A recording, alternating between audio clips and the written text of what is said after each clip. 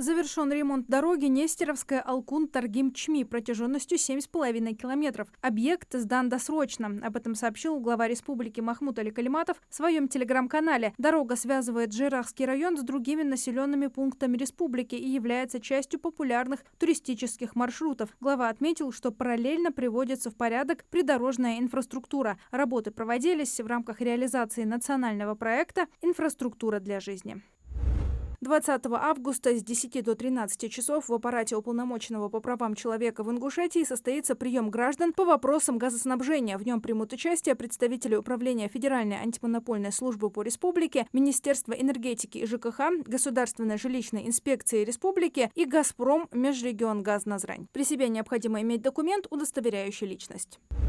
В Минздраве Ингушетии напомнили о возможности записаться к врачу с помощью портала госуслуг. Для записи достаточно выбрать медицинскую организацию, специалиста и удобное время и подтвердить запись. Информация сохраняется в профиле, а напоминания помогают не пропустить визит. При необходимости запись можно отменить или перенести. Также через госуслуги можно оформить визит для близких, родителей, детей или родственников.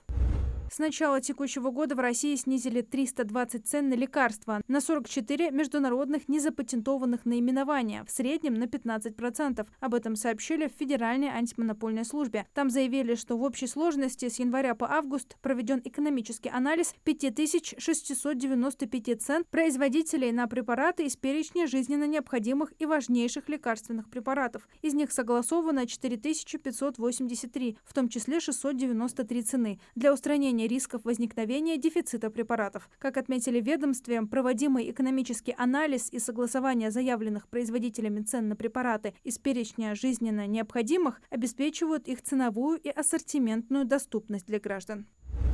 Органам государственной власти и местного самоуправления необходимо обеспечивать бесплатную работу продленок в российских школах с 1 по 9 классы. Такой законопроект планируют внести депутаты в Госдуму. По мнению авторов, это создаст дополнительные условия для воспитания, охраны здоровья и безопасности школьников, поддержит семьи, чтобы родителям не пришлось беспокоиться за безопасность детей и их досуг.